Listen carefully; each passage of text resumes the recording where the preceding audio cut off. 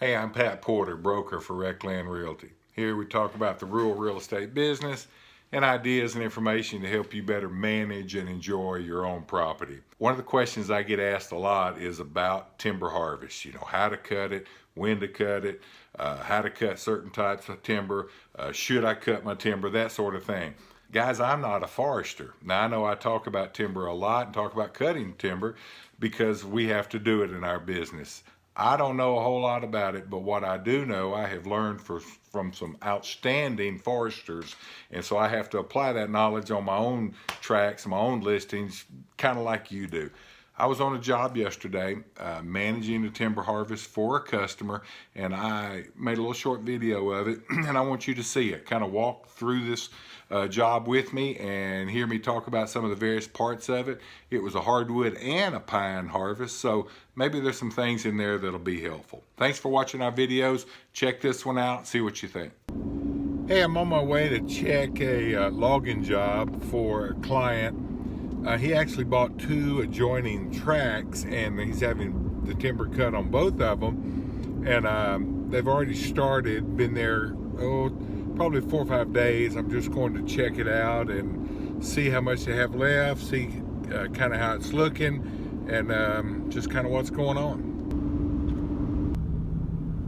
All right, here's the road that it's on. The loggers got it marked with flagging, just to help the drivers, the truck drivers. I'm actually about to pull onto the property now. I put that flagging up there, and it's on the other side of the road there too. This is part of it, and actually, if you listen, you can hear the shearer out there. I can actually see some trees falling in that pine plantation. So they're in the pine plantation, thinning it now, right here. I'm at the set where they're, where they load the trucks. I think they're only running 3 trucks, and they must all be on the road right now. But anyway, the loader is stacking up that pulpwood. Get out of the way of this set.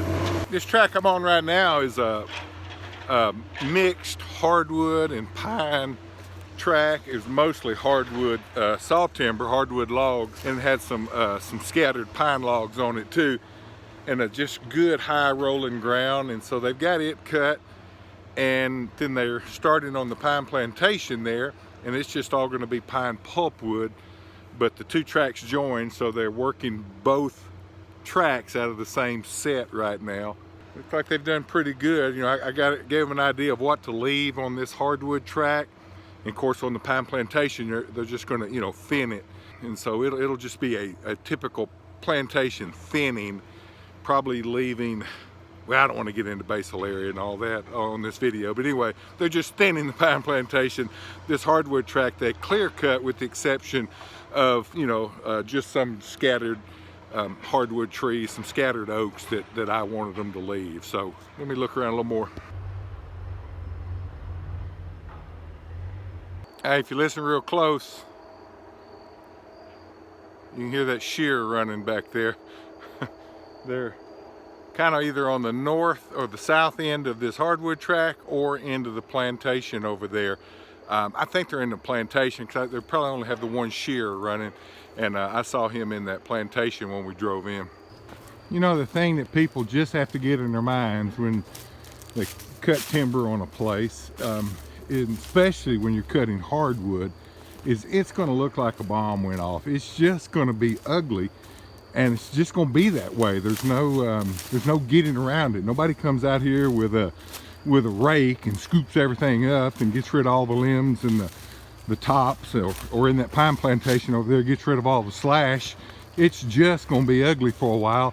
And in a hardwood harvest, it's going to look like a bomb went off for a long time. I mean, they really are ugly. That pine will kind of start looking better, pretty quick, but these hardwood tracks will stay ugly for a long time.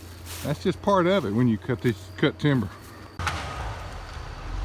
And he's just moving stuff around at the set, getting it where the loader operator can get it picked up and trimmed up and stacked up.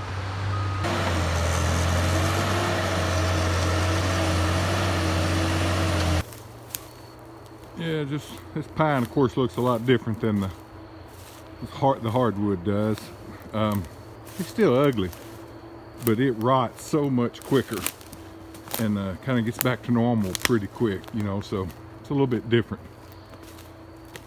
I'm standing on a down row. I mean, it's just where they cut it all the way through the track from the set. They only have one set on this little plantation on this side of the road. They'll have another set on the other side of the road, but they'll cut this down row, and then off of it, you know, they'll cut off of it. But this down row is the way the skidder can, you know, skid the pulpwood back and forth, you know, back to the set to get it loaded. So it's just a way to kind of open up some traffic. I mean, the ability to move around in here, kind of open up some access for that skidder to be able to drag what they cut back to the loading set.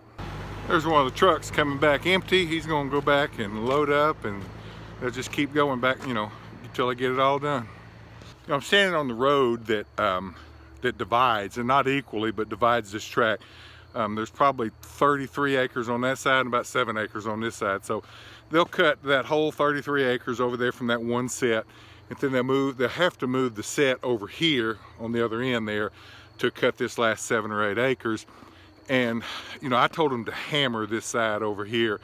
You know, the gentleman that owns this is probably going to be selling the places, the tract, and 1 or 2, you know, home site tracts. So we're not cutting it for forest management. He's really hammering the pine, and over here he'll just pretty much clear cut it, because only 7 or 8 acres over there anyway.